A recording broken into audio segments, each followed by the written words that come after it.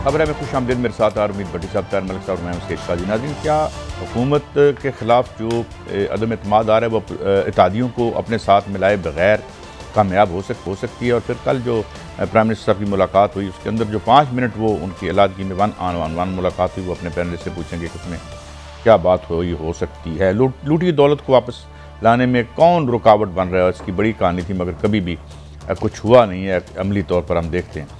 इसके साथ IMF जो है बड़ा लीथल है, बड़ा सख्त है, उसका रवैया मज़ीद सख्त होता चला जा रहा है। इसके साथ अमेरिका रूस की जो लड़ाई है इसमें हमारे ऊपर दबाव बढ़ाया जा रहा है। 22 मुल्कों ने कहा है कि हम भी कंडेम करें तो एक मुश्किल सूरत बन सकती है। बड़ी साहब, ये आपके पास क्या खबरें हैं? बड़ी साहब, ये जो इत्तेहादियों के साथ जो एहसन इकबाल साहब ने हमें ज्वाइन किया है, कि मुस्लिम लीग नून के एक बड़े अहम और नुमाया और मरकज़ी रहनुमा, thank you very much for your time Ahsan Iqbal साहब। सर, क्या है आपका टेक? कल एक मुलाकात भी हुई, इससे पहले शहबाज शरीफ साहब की मुलाकात हुई, तो आप कितने पुरअज़्म और पुरएतमाद हैं ये जो आपने नो कॉन्फिडेंस करने जा रहे हैं एहसन साहब? मैं ये अर्ज करूंगा कि ऑपोजिशन की हम एक नेशनल करें इस चेंज के लिए चाहते। पाकिस्तान की जो हाल है, चाहे आपने अभी अपने इब्तदाई तारुफ में भी जो जिक्र किया कि हम बहुत ही गंभीर मुश्किलात का शिकार हैं, चाहे वो मईशत है, चाहे वो सफारत है, चाहे वो अंदरूनी इस्तेहकाम है। पिछले तकरीबन 4 सालों में हुकूमत ने सिर्फ एक काम किया है कि मुल्क के अंदर पोलराइजेशन बढ़ाई है, उसने इंतकामी कार्रवाइयों पर जोर दिया, और अभी वज़ीर आज़म की जो ज़हनी उनकी तरजीह है वो इसी पर है कि मैं किसी को नहीं छोड़ूंगा। वो समझते हैं कि उनके अलावा तब सब स्याह है, सब लोग चोर डाकू हैं, सब लोग काफिर हैं, सब लोग गद्दार हैं, और किसी का ईमान पे उन्हें शक है, किसी की हुब्बुल वतनी पे शक है, किसी की दयानत पे उन्हें शक है। तो पाकिस्तान आज जहाँ पे खड़ा है, यहाँ पे मैं आपको ये बात अपने तजुर्बे की बिना पे कह सकता हूँ कि कोई एक लीडर, कोई एक जमात या कोई एक इदारा अगर इस खप्त में मुब्तला हो कि वो तन्हा इसे इस भंवर से निकाल के साहिल पे ले जा सकता है, तो उसको अपना ज़हनी इलाज कराना चाहिए। हम बहुत मुश्किलात में घिर चुके हैं, यहाँ पर हमें कौमी यकजहती की ज़रूरत है। हमें एक ऐसी क़यादत चाहिए कि जो सबको बिठाए, सब सिर जोड़कर सियासत में भी और कौमी सतह पर जो इदारे हैं, जो स्टेक होल्डर्स हैं, और मुल्क को इस मुआशी बहरान से निकालने के लिए संजीदा स्ट्रक्चरल रिफॉर्म्स करें ताकि हमारी मईशत दोबारा बहाल हो सके। इसी तरह आज हम आलमी सतह पे तन्हा हैं, हमें कुछ समझ नहीं कि हमारा रुख क्या है। मिसाल के तौर पे रूस और यूक्रेन का जो तनाज़ा है, एक तरफ चूँकि वो दौरा कर रहे हैं, वो उनके लब खामोश हैं,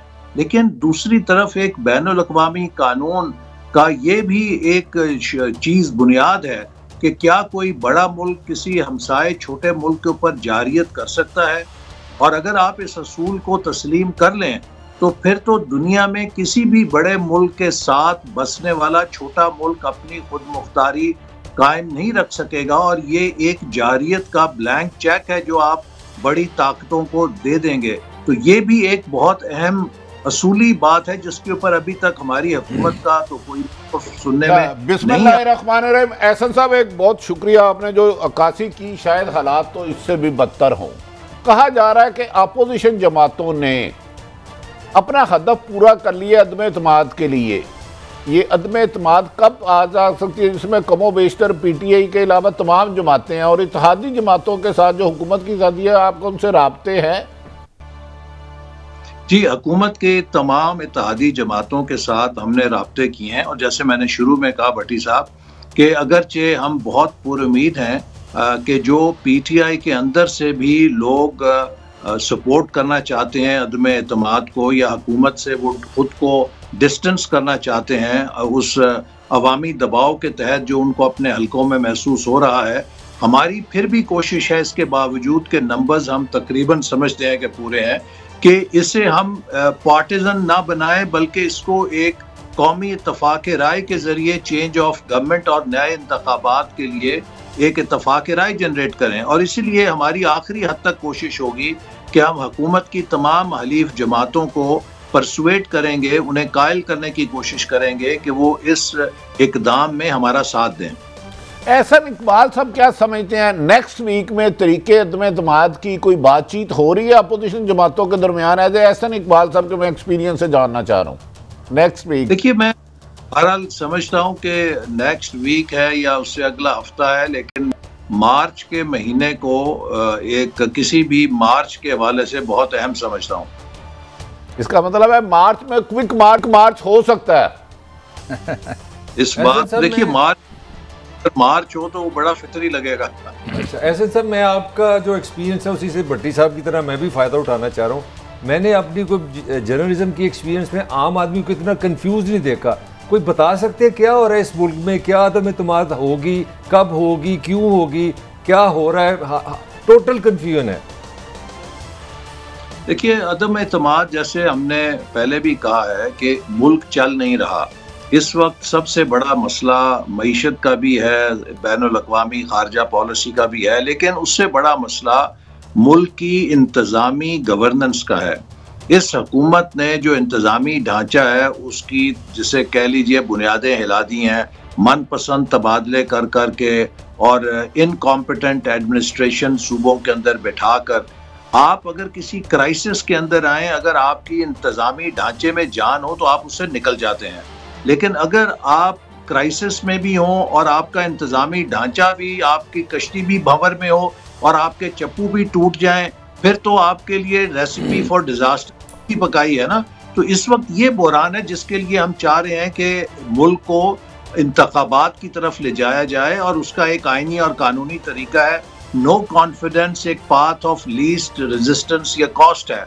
ये एक ऐसा रास्ता है कि जिससे आप कम से कम मुआशी कीमत या सियासी कीमत अदा किए बगैर एक तब्दीली ला सकते हैं सिस्टम के अंदर, बजाय ये कि सड़कों के ऊपर एजिटेशन हो, सियासी और मुआशी हालात और अबतर हो। तो इसलिए हम इस ऑप्शन को तरजीही बुनियादों पर इख्तियार करते हुए एक्सप्लोर कर रहे हैं।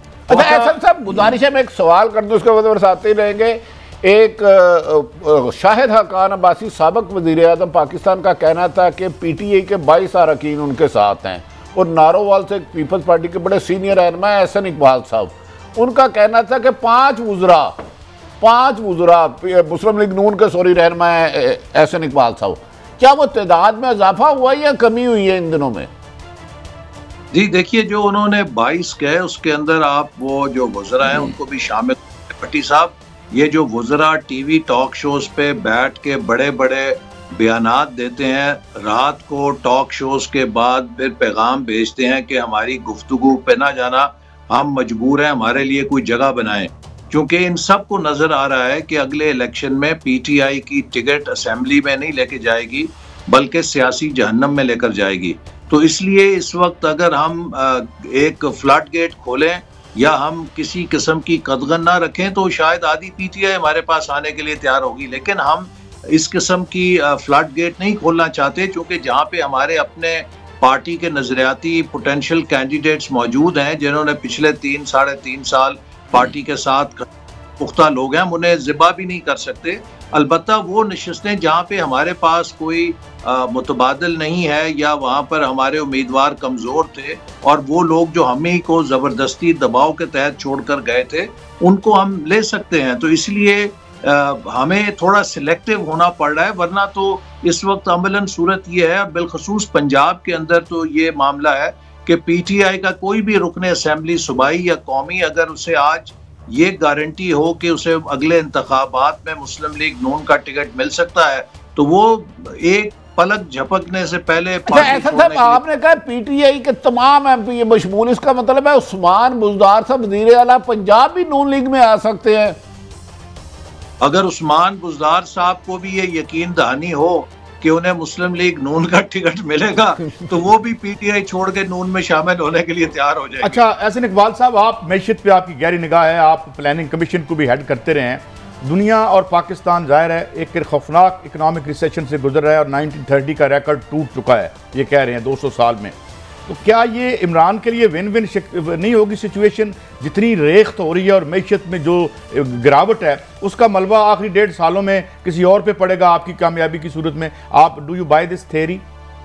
देखिए, ये बात आपकी दुरुस्त है कि अगर आखिरी 1.5 साल कोई भी हुकूमत आएगी तो वो साल 1.5 साल में कुछ ठीक सकेगी, अलबत्ता इमरान खान साहब का सारा मलबा अपने ऊपर ले लेगी।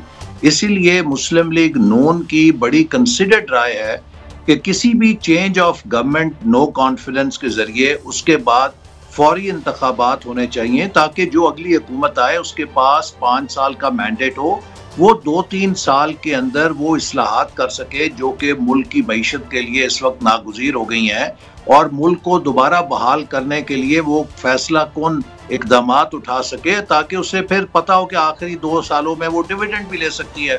लेकिन इस वक्त अगर आप साल के लिए किसी हुकूमत को लाएंगे, 6 महीने के लिए भी लाएंगे, तो वो सवाए इसके कि इमरान खान साहब के तमाम नाअहलियों और नाकामियों का हार अपने गले में डाल के अपना भी मुंह स्याह करेगी, इसके अलावा उसके पल्ले कुछ नहीं पड़ेगा, क्योंकि वो कुछ कर नहीं सकती इतने मुख्तसर वक्त में। एहसन साहब, पीपल्स पार्टी की हुकूमत है तो वो रेडी है टू सेक्रीफाइस देयर गवर्नमेंट, वो इस काज के लिए आपके साथ ऑन बोर्ड हैं? देखिए, गालबन कल या परसों मैं बिलावल भुट्टो साहब का खिताब सुन रहा था और मीडिया पे रिपोर्ट हुआ जिसपे उन्होंने इस बात को इंडोर्स किया कि नो कॉन्फिडेंस के फौरी बाद नए इलेक्शन होने चाहिए और कोई भी हुकूमत 1 साल के अंदर मुल्क को ठीक नहीं कर सकती। तो इसलिए मैं समझता हूँ कि पीपल्स पार्टी भी समझती है कि इस वक्त जो मईशत के हालात हैं उनको अगर दुरुस्त करना है तो हमें एक स्टेबल टर्म के साथ हुकूमत की ज़रूरत है। अच्छा एहसन साहब, आपने कहा कि मुल्क के हालात बड़े ख़राब हैं, आपने बड़ी एक्सप्लेन किया है, तो इस हालात में अगर आपके कायद नून के कायद पाकिस्तान आते हैं तो उसका पार्टी को, अपोजिशन को और मुल्क को ज़्यादा फ़ायदा नहीं होगा? देखिए, नवाज शरीफ साहब तो इस वक्त पार्टी में, उनको तो एक सुप्रीम कोर्ट के हुक्म के ज़रिए कोई ओहदा नहीं दिया गया, वो हमारे कायद हैं और उनके तजुर्बे से और उनकी रहनुमाई से हम फ़ायदा उठाते हैं, और इसलिए उनकी जो वापसी है उसके लिए भी हम सब दुआ करते हैं कि जल्द अज जल्द हो। लेकिन उनका वापस आना ना मेरे किसी ख्वाहिश पे मबनी है, जब उनके डॉक्टर्स उन्हें इजाज़त देंगे कि वो वापस जाएं। इससे पहले आपको पता है कि जब उनकी अहलिया बिस्तर मर्ग पे थी तो वो उन्हें छोड़कर आ गए थे पाकिस्तान अपनी बेटी को लेकर, और सीधे उन्हें मालूम था कि जेल में जाएंगे। तो कोई ऐसी बात नहीं है कि वो पाकिस्तान के कानून से या किसी सज़ा से फरार लिए हुए हैं, वो तिब्बी बुनियाद पर हैं और हुकूमत के पास ये ऑप्शन मौजूद है कि हुकूमत उनकी जो सेहत के बारे में तहकीक के लिए जो हाई कमीशन है उसके ज़रिए उनके मुआलजीन से रब्ता कर सकती है। अच्छा, ये अभी जो रिसेंट पास्ट में हमने देखा है कि एक बड़ा नया डगर पे मुस्लिम लीग नून चली है, ख़ास तौर पर कहा जाता है कि एस्टेब्लिशमेंट के साथ बड़े अच्छे तल्लुकात रहे आपके और जन्म जिस तरह हुआ पार्टी का, ये जो कुछ हालात हुए हैं, जिस तरीके से बहुत सी बातें खुलेआम की गई हैं, आप समझते हैं कि एस्टेब्लिशमेंट बड़ी वो कन्वीनियंटली आपके साथ चलेगी?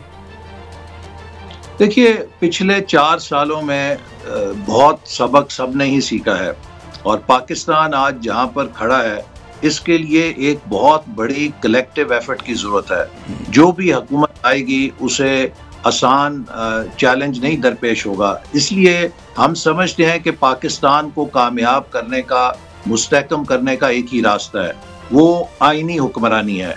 अगर हम इन लेटर एंड स्पिरिट सब स्टेक होल्डर्स, चाहे वो पॉलिटिशियंस हैं, चाहे वो इस्टेब्लिशमेंट है, चाहे वो अदलिया है, चाहे वो ब्यूरोक्रेसी है, अगर हम आइन के मुताबिक इस मुल्क को चलाएं तो यकीन कीजिए कि इसमें इतना पोटेंशियल है कि 5 सालों में ये 20 साल का सफ़र कर सकता है। आज तक 70 सालों में जो हमारी बदकिस्मती रही या जो एक अदम इस्तेकाम बार बार आता रहा है, उसकी एक ही वजह है कि हमने इस मुल्क को आइनी हुक्मरानी पे नहीं चलाने दिया।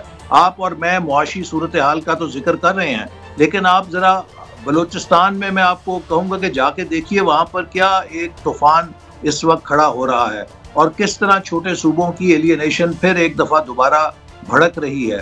पाकिस्तान का फेडरेशन सबसे बड़ी तरजीह है। अगर हमने इस मुल्क को मजबूत करना है तो इसके वफाक को मजबूत करना है, और वफाक, माफी चाहता हूँ मैं इंटरजेक्ट कर रहा हूँ, एक अहम सवाल रह जाएगा और अब मैं फ़ायदा उठाना चाहता हूँ आपकी मौजूदगी का। 3 इलेक्शन हुए, खुदा का शुक्र है कोई बीच में वक्फा मार्शल लाई नहीं आया, तीनों मुतनाज़ थे। कोई दूसरी पार्टी जो हार जाती है वो नहीं मानती अगले बैठे हुए के मैंडेट को। तो व्हाट इज गोइंग, ये अगला इलेक्शन क्या सॉल्व करेगा इस सिनेरियो में? मैं आपको अर्ज करूं कि 2013 का जो इलेक्शन था उस पर पीटीआई ने बड़ा शोर मचाया और फिर उस पे पीटीआई की ख्वाहिश के मुताबिक हमने सुप्रीम कोर्ट से तहकीकात कराई और उस इलेक्शन को क्लियरेंस चिट मिली। लेकिन हाल ही में अगर आप आएँ तो देखिए, अगर हमारे रियासती इदारे गैर जानिबदार हों तो सब लोग नताइज को तस्लीम कर सकते हैं। मिसाल के तौर पे जो कैंटोनमेंट बोर्ड के इलेक्शन हुए उस पर किसी ने कोई उंगली नहीं उठाई, सब ने नताइज को तस्लीम किया। अभी हाल ही में खैबर पख्तूनख्वा जो बल्दियाती इलेक्शन हुए उन पर भी किसी ने कोई उंगली नहीं उठाई, उनके नताइज को भी कमो बेश सब ने तस्लीम किया। मैं समझता हूँ कि पाकिस्तान के इलेक्शन के कवानीन दुनिया के बेहतरीन कवानीन हैं। असल मसला इन पर अमलदारी का है और असल मसला ये है कि अगर हमारे रियासती इदारे गैर जानिबदार रहें, वो किसी की तरफदारी ना करें, वो सबको एक निगाह से देखें, यकीन कीजिए कि इन्हीं इलेक्शन कमीशन के कवानीन के जरिए हम बेहतरीन इलेक्शन पाकिस्तान में करवा सकते हैं। अच्छा एहसन साहब, आपका ख्याल है कि मार्च में अदम इत्तेमाद की तहरीक आएगी। मेरा सवाल ये है कि अगर आप कामयाब होते हैं तो बड़ी ओबियस है, आपके लिए अच्छी खबर है। अगर आप नाकाम होते हैं तो उसका पॉलिटिकल क्या इम्पैक्ट देखते हैं आप? देखिए, मेरा ख्याल है कि इसमें चूंकि मैंने आपको एक अपने अंदाजे से कहा है, जैसे मैंने पहले कहा कि हमारी अव्वलीन कोशिश ये है कि इस नो कॉन्फिडेंस को हम जितना ब्रॉड बेस्ड कंसेंसस के साथ करें उतना फ़ायदेमंद होगा और उतना हमें अगले इंतखाबात के लिए एक नेशनल कंसेंसस बिल्ड करने में आसानी होगी। तो इसलिए मैं इस वक्त कोई इसकी नाकामी के ख़ास असबाब नहीं देखता। अगर हमारे जो फ़ोन कॉल्स नहीं आते तो फिर मैं समझता हूँ कि जो मेरे पास इस वक्त तक फीडबैक है, जिस अंदाज में, जिस तादाद में पीटीआई के अंदर से लोग हमसे राब्ता कायम कर रहे हैं, अल्लाह के फजल से ये तहरीक अदम एतमाद ज़रूर कामयाब होगी। जी बड़ी अच्छा ऐसा था, अगर ये तहरीक अदम कामयाब हो जाती है तो यकीनन आप सारी पार्टियों ने मुशावरत की होगी। पंजाब में वजारत आला, यहाँ मरकज़ में वजारत उज़्मा किसके पास जाएगी? क्या आप समझते हैं कौन मुतवक्का उम्मीदवार हो सकते हैं अपोजिशन के? देखिए, जैसे मैंने कहा कि हमारी यही ख्वाहिश है और हम अपोजिशन जमातें इसके ऊपर मुसलसल आपस में गुफ्तो शनीद भी कर रहे हैं कि ये इनकॉन्सिक्वेंशियल होगा कि अगर हम फौरी तौर पे आम इंतखाबात में जाते हैं तो ये कोई बड़ी ऐसी अहम बात नहीं है कि वज़ीर आला या वज़ीर आज़म कौन होगा, वो एक नोशनल सी फिगर होगी, जो भी एक किस्म का बुरी उसका होगा। और जब नो कॉन्फिडेंस कामयाब होती है तो अपोजिशन में इतनी अंडरस्टैंडिंग है कि वो इत्तफाक राय से किसी नाम को उस पर इत्तफाक कर सकते हैं। और ये भी एक मुमकिन सूरत है कि कौमी असम्बली के अंदर अदम एतमाद होती है तो सूबाई असम्बलियाँ बरकरार भी रहें, कौमी असम्बली के इंतखाबात भी हो सकते हैं। लेकिन तारीखी तौर पे ये देखने में आया है कि जब कौमी असम्बली के जनरल इलेक्शन होते हैं तो वो इतना बड़ा एक भंवर होता है कि वो खुद ब खुद सक कर लेता है सूबाई हुकूमतों के इंतखाबात को भी अपने साथ। तो ये दोनों पॉसिबिलिटीज़ मुमकिन है कि कौमी और सूबाई असम्बलियाँ दोनों के इंतखाब हों। ये भी हो सकता है कि खाली कौमी असम्बली का इंतखाब हो और सूबाई असम्बलियाँ बरकरार रहें। अच्छा समझे कि आप ऑफ द रिकॉर्ड गुफ्तगू हो रही है, एहसन इकबाल साहब इस वक्त टीवी में नहीं है, आइंदा अप्रैल में वो किसको वज़ीर आज़म देख रहे हैं, इमरान खान को या किसी और साहब को देख रहे हैं? मेरा ख्याल है कि इमरान खान साहब फारिग हो चुके होंगे इंशाअल्लाह ताला अप्रैल तक।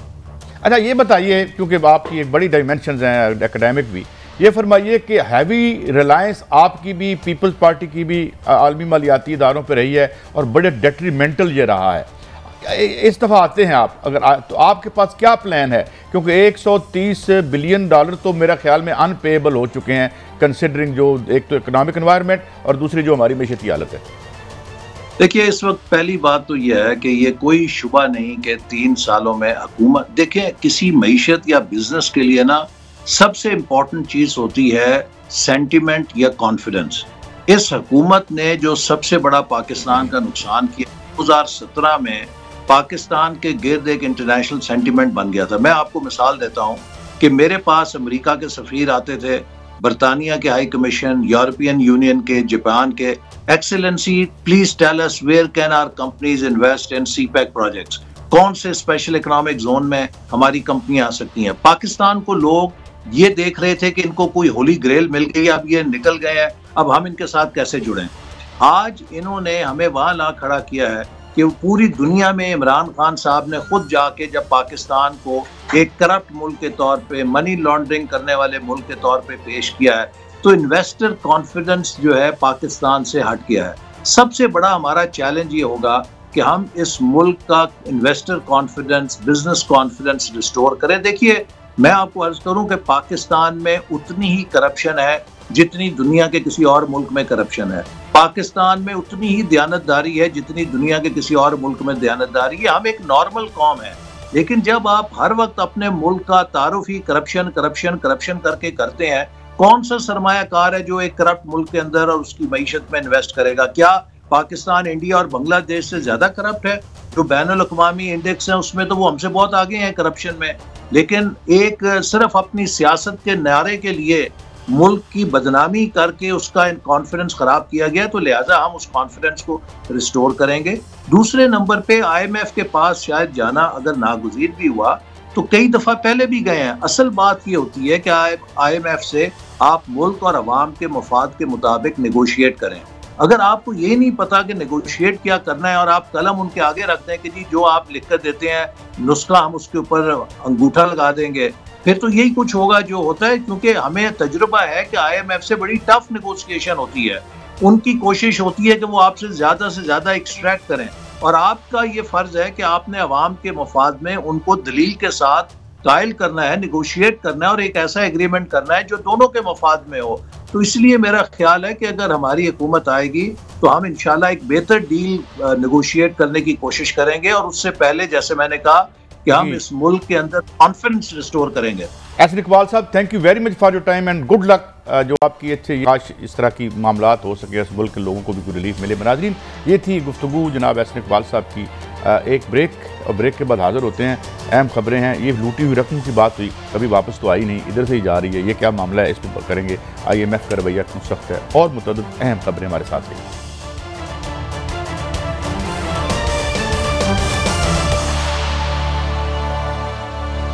Welcome back. बड़ी साहब, मलिक साहब ने अभी जो बात की और फिर जो ऑफ दी स्क्रीन भी बात कर रहे थे, एक अजीब व गरीब किस्म की पुरस्रारियत है, खामोशी है। जिस दड़े से मिलते हैं वो पुरएतमाद है। देखिए कादी साहब, मेरी अपनी जो राय है, सियासत के फ्यूचर के बारे में कुछ भी कहना नामुमकिन है, मुश्किल नहीं है। आज से महीना 2 महीने पहले कुछ तस्वुर कर सकता था कि मोहतरम शहबाज शरीफ साहब परवेज़ इलाही साहब के घर जाएंगे, या मोहतरम इमरान खान साहब परवेज़ इलाही साहब के घर जाएंगे। सियासत में इस गिरगट की तरह तब्दीली होती है कि फ्यूचर की, जो उसने इत्तेहाद ऐसा साहब कह रहे थे, माजी के अलावा आप फ्यूचर का कुछ नहीं कह सकते। माजी को आप पेशन गोई कर सकते हैं क्योंकि वो हो चुके होते हैं और हालात। तो अब भी अगर हुकूमत से बात करें तो वो कह रहे हैं जी हमारी तैयारी मुकम्मल है, हमें कोई ख़तरा नहीं, अगला इलेक्शन भी हम जीत रहे हैं। लेकिन आज अपोजिशन के कुछ लोगों से मेरी बात हुई है, वो बड़े ही कॉन्फिडेंस से कह रहे हैं कि हमारा अदम एतमाद का नंबर गेम पूरा है और ये मार्च से आगे भी नहीं जाएगी। फिर मैंने जान के कहा इसका मतलब है फिर अप्रैल में आप करेंगे, अप्रैल आ जाएगा, फिर आप कहेंगे रोज़े हैं, रोज़ों के बाद ही होगा, फिर बजट आ जाएगा। तो उन्होंने कहा नहीं, मार्च में बहुत कोशिश की कि चले बता दें आपके साथ को। अच्छा, बट एक और एंगल कंफ्यूज कर दिया। एक और एंगल से आप दोनों से सवाल है। पहले तो आप बताएं मुझे कि जरदारी साहब को 1-1.5 साल की कुर्बानी देनी पड़ेगी उनकी हुकूमत की, एक बात तो हमारे सामने और इनके सामने परवेज़ इलाही साहब ने कहा जी कि 6 दफ़ा बिटरे हुए हैं वो मुस्लिम लीग नून के हाथों। Why would he believe him again, और वाई जरदारी साहब 1-1.5 साल अपनी हुकूमत छोड़ देंगे? मैं उसकी आपको जवाब दूँ। उसकी वजह यह है कि जरदारी को पता है कि अगर 1 साल और इमरान खान को मिल गया ना, तो इमरान खान ने ना तो महंगाई पे काबू पा सकता है, ना कोई इनकलाब। आप समझते हैं जरदारी साहब को महंगाई पे बहुत तकलीफ है? मेरी बात तो आप सुन लेना। एक काम जरूर इमरान करेगा, वो करेगा जो केसेस छुपे हैं ना वो उठा लेगा। और आप पॉलिटिकली इसको ना देखें, आप इसको लीगली देखें, लीगल टर्म्स में देखें। इमरान खान पाकिस्तान का वजीर आज़म है, हुक्मरान है, ताकत है, FI उसके पास नहीं किया 3.5 सालों में। इमरान खान 2 मिनट कहते हैं कुछ नहीं किया। कौन सी बड़ी लीडरशिप है जो रेस्ट नहीं हुई? मसलन बताइए। मजाक ही है, पिकनिक करने गए थे, अंदर तो पिकनिक करके बाहर आ गए। मान ली, लेकिन वटे मार के थोड़ा सा तहम्बल दे। मान लिया 2 साल अंदर रह चुकी है लीडरशिप, जेल में गोगे इनके लिए रेस्ट हाउस हैं, वो मैं आपकी बात मानता हूँ, गेस्ट हाउस है। 15 किलो हीरोइन आपने, लेकिन जेल बहुत हो जाती है एक साल दुनिया में अंदर कभी रहना तो फजूल बात नहीं। राना सनाउल्लाह से तो हीरोइन डालना ज्यादती थी, वो पर्चा हमारी इतलात के मुताबिक दुरुस्त नहीं है। आप कह रहे हैं कुछ हुआ नहीं, मैं कह रहा हूँ कि उन्होंने बहुत कुछ कर दिया। इवन के अब आखिरी जो हमें टीका लगाया पीका को, खबर हम तो हर लफ्ज पे जेल जा रहे हैं, हर लफ्ज पे जेल जा रहे हैं। इमरान खान साहब इससे ज्यादा कर, मेरे ख्याल में अपोजिशन के पास नंबर गेम पूरी है, लेकिन एक खदशा है कि उन्हें अगर अदम एतमाद कामयाब नहीं होती तो इमरान खान जेल में भर देगा अपोजिशन ये करेंगे। एग्जैक्टली मेरा यही आर्गूमेंट है, जरदारी को डर कोई माजी बिल्कुल आपकी इस थ्योरी को डिफाई करता है। लेकिन जरा शाह महमूद कुरैशी साहब को सुने वो क्या कह रहे हैं। पाकिस्तान का करप्ट सियासतदान जिसका लूटी हुई रकम बाहर पड़ी है, खुदा की कसम इमरान खान सही कहता है, अगर वो लूटी हुई रकम वापस आ जाए तो पाकिस्तान का गरीब बच जाए। नहीं आने देते, लड़ रहा है, अकेला लड़ रहा है, कोई साथ नहीं देता। नैब के पास जाता है, अदालतों के पास जाता है, एंटी करप्शन महकमों के पास जाता है, मुकदमा मीडिया में पेश करता है, अदाद शुमार बताता है, लोग सुनते हैं, इत्तफाक भी करते हैं, लेकिन साथ पता नहीं उन गासिबों पर हाथ डालने से कतराते क्यों हैं।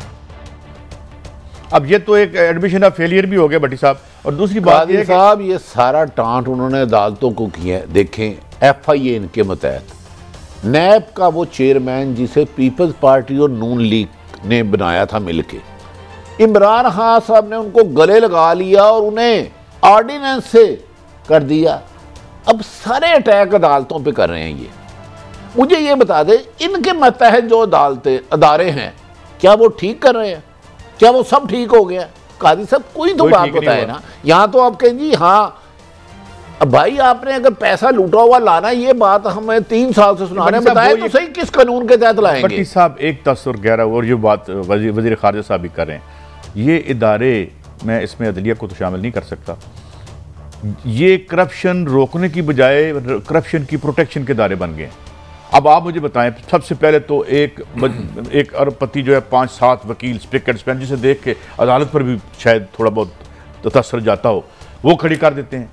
सारा निजाम कंप्रोमाइज है। एक कमेंट मैं दे दूं, मेरा ख्याल है सबसे बड़ी तो ये बड़ी नालायकी की बात है कि आप हुक्मरान, आप हुकूमत में हो, कानून नालायकी की बात है। पहले तो आपने आराम से एक पॉलिटिकल बात की, हम बड़ा कुछ करना चाह रहे हैं, ये तो अपोजिशन में ऐसी बातें होती। तीसरी एमनेस्टी स्कीम देने वाले का नाम का पता आपको? उसका नाम है वजीर आज़म इमरान खान।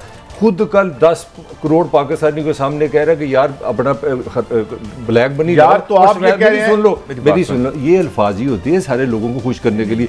3 एमनेस्टी स्कीमें इमरान खान ने दी है कि काला धन लाओ, लूट मार का पैसा लाओ और करप्शन खत्म करो और इसको लीगल करो। मलिक साहब, लेकिन हम दोनों एक बात कर रहे हैं और शाह महमूद कुरैशी साहब भी यही कर रहे हैं, और मैंने यही कहा है कि आप काले धन से इस निजाम में निजात नहीं हासिल कर सकते। सर मेरी अर्ज तो सुन लें कि इस काले धन से आप निजात नहीं हासिल कर सकते। इस सरमायादाराना निजाम में करप्शन के बारे में कहते हैं ये इंजन का ऑयल है, ये मोबाइल ऑयल है जिससे चलता है। मलिक साहब आप थोड़ा सा बादशाह, मैं आपसे इख्तलाफ करता हूँ। किस तरह जी? मुझे बता दें, मौजूदा हुकूमत के पास किसी भी अफसर को घर भेजने का इख्तियार है ग्रेड 20-21 के, उसके खिलाफ कार्रवाई कराने का। तो सुन लेना, करप्शन पहले से ज्यादा है, ये कड़वा सच है। सही है। 3.5 या 3 सालों में कितने अफसर करप्शन की वजह से घर गए हैं उनके नाम पर? कोई भी नहीं। तो फिर ये क्या कर रहे हैं? जिम्मेदार तो हुकूमत है ना। आप मेरी वाली बात कर रहे हैं। मेरा सवाल ये है कि ये सारा कुछ अदालतों में डाल रहे हैं, मैं इनसे पूछ रहा हूं आपने क्या किया? ये बिल्कुल अल्फाजी इस्तेमाल कर रहे हैं, मीडिया को इस्तेमाल कर रहे हैं। ब्रेक पे हम जा रहे हैं। आखिरी दफा मुझे याद है कुछ ब्यूरोक्रेसी कारली भुट्टो ने निकाले थे, उससे लेके आज तक तो हमने कोई निकलता नहीं देखा। कोई इक्का दुक्का होगा तो मुझे नहीं पता, मगर बहरहाल कोई क्लींजिंग नहीं हुई और बल्कि प्रोटेक्शन ऑफ करप्शन हुई है हर दौर में। आते हैं एक ब्रेक के बाद, हाजिर होते हैं IMF का रवैया हमारे साथ क्यों सख्त है और यूक्रेन के मामले में हाँ हम फंस रहे हैं या हमारे पास रास्ता होगा। ब्रेक के बाद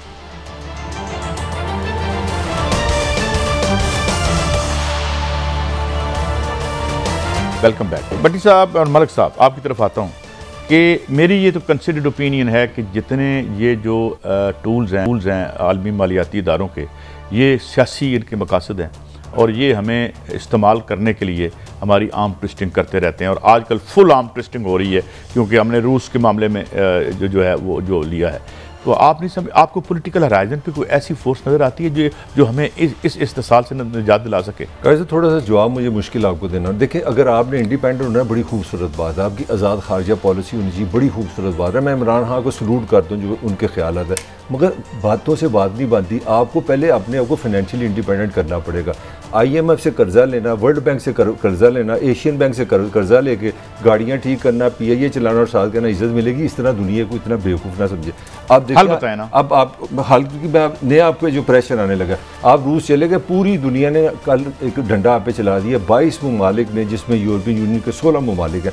हमारा 24 बिलियन में से 16 बिलियन डॉलर का जो एक्सपोर्ट है ना, वो यूरोप और अमेरिका के साथ है। उन्होंने पाकिस्तान पे दबाव ही डाला है ना। उन्होंने कहा जनाब हम करारदाद जा रहे हैं रूस के खिलाफ, 193 कंट्रीज हैं UNO के, आपने हमारी इस करारदाद की हिमायत करनी है। और इनडायरेक्टली वो आपको क्या डरा रहे हैं, आपने कहा ना 2 बिलियन डॉलर की रूस ने यहाँ पे आपको सुई गैस देनी है, वो कह रहे हैं जनाब हम GPS होता है एक, उन्होंने आपकी यूरोप की यूनियन ने आपको एक फैसिलिटी दी अपनी एक्सपोर्ट के लिए, जो कि तकरीबन 8-9 बिलियन डॉलर है। अगर वो GPS उठा लेना तो मैंने 5-10 बिलियन डॉलर का आपको लॉस। लेकिन क्या ये मैं कंक्लूड कर दूं, मैं सिंपल एक बात कर रहा हूँ, जो बंदा, जो रियासत, जो माशरा पहले फाइनेंशियली इंडिपेंडेंट नहीं होगा, वो सोच नहीं सकता कि खारजा पॉलिसी उसकी आज़ाद हो। मुझे ये नहीं समझ। मुझे ये बताया ना मलिक साहब, लोग तो यही पूछते हैं कि हम कैसे, आप इसका सोल्यूशन दें। आप अपने अंदर मुल्क को सही करें, लोगों को सही करें, छोड़ें, जनरल टर्म में काम करें, एक्सपोर्ट बढ़ाएं, आप IT पे जाएं, बच्चों को पढ़ाएं, ये फजूल की MPhil कर। भट्टी साहब, आप आपकी तरफ आता हूँ, इस बिजली की कीमत पे आप कोई एक्सपोर्ट बढ़ा सकते हैं? भाई साहब, आप तो बादशाह आदमी हैं, आपकी राय काबिल एहतराम है। हर चीज़ आप इंटरनेशनल सिनारियो जी, ये अदालतें बुरी हैं। मैं कहता हूँ हुकूमत के मुतहद जो अदारे हैं उसमें IMF से कर्जा लेने की ज़रूरत नहीं कि आपका डोमिसाइल बगैर पैसों के बन जाए। अभी हमारे प्रोड्यूसर तुराब साहब कह रहे थे कि उन्होंने सोलर लगाया है, 6 महीने जूतियां घिस गई हैं, वो मीटर ही नहीं लगा रहे। अब ये मीटर के लिए वर्ल्ड बैंक के पास जाना है? नहीं, अब मुझे नहीं, 2 मिनट ठहर जाना, नहीं अब 2 मिनट ठहर जाए। चीज एक कंट्रोल प्राइस होती है, एक मुकर्ररा कीमत पे पड़े। सेंट्रल मॉडल स्कूल में अक्सर मिसाल देता हूँ, आज भी उसकी इमारत जितना रकबा किसी स्कूल के पास नहीं है। वहाँ टीचर भी हैं, वहाँ मेयार तालीम बेहतर करना है। इससे क्या वर्ल्ड बैंक से कर्जा लेना है? इससे IMF रोक रहा है। मैं मान रहा हूँ कुछ बड़े इशू हैं, लेकिन जो आप कर सकते हैं वो आपने किया कि नहीं किया? मेरा ये हुकूमत के ये मुलाजम नहीं है, हुकूमत कार्टल की मुलाजम है। नहीं, उसका हल, मेरी बात सुने, जहां जेब में 25-25 MNLA लेके फिरते हैं और टीवी पर कहते हैं कि तेनू बस मैं आपको हल, भट्टी साहब 1 मिनट मुझे दें। आपने हल की बात की ना, देखें बड़ी अच्छा काम किया, 5 रुपये आपने बिजली में काम किए, मैं समझता हूँ शुक्रिया इमरान खान, बाकी उसने भला किया। मगर मेरा सवाल है, अगर IPP से बिजली बना के 5 रुपये आप ख़त्म कर रहे हैं तो जेब मेरी में जाने। आप शमसी तवानाई पे काम करें, 17% टैक्स रखा हुआ है इस पर। वो भट्टी साहब ने बताया रिवर्स मीटर लगवा के दिखाएं आप शमसी तवानाई के बाद। आपके पास विंड टेक्नोलॉजी है, आपके सिंध में इतनी हवा है, क्या कालाबाग बनने पे आप विंड और ये खुद रोकते हैं। IPPs के मुलाजिम हैं, ये सब मुल्क डूब जाएगा, कालाबाग डूब जाएगा। अच्छा काजी साहब, इंडिया में आपने सोलर लगाया है ना, वो जो कंपनियां विद इन 24 आवर वो करके देगी। मैं छोटी छोटी बातें बता रहा हूँ, आप इधर चले गैस का मीटर बगैर करप्शन के लगवा के दिखाए। मैं बहुत माइनर सी बात करता हूँ, अपना डोमिसाइल आप जहां शहर के रहने वाले पैदाइशी हैं वो बनवा के दिखाए।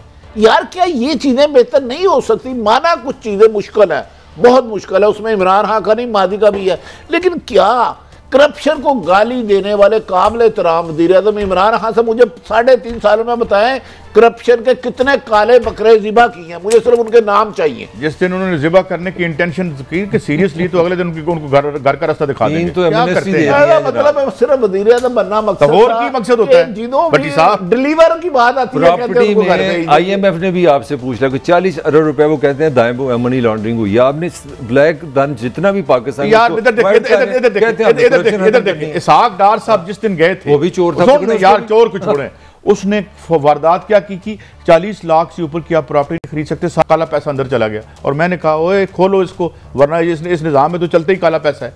ये आपका निजाम है, इसको मुझे बंद करना है प्रोग्राम। सिर्फ इसको मुझे किसी पार्टी की नहीं परवाह। मुझे बता दें, मेरी इस 20 करोड़ अवाम के लिए कौन से इकदाम किए गए अच्छे? कोई भी नहीं, ना हो सकते हैं इस निज़ाम में। निज़ाम को बदलना पड़ेगा, मंशूर को बदलना पड़ेगा। पीपल्स पार्टी अपने मंशूर को देख ले, जिसको अबंडन करके बैठी है। हमारी बहस थी, कल आपसे हाजिर होंगे और बात को आगे बढ़ाएंगे। इजाज़त दें, अल्लाह हाफ़िज़।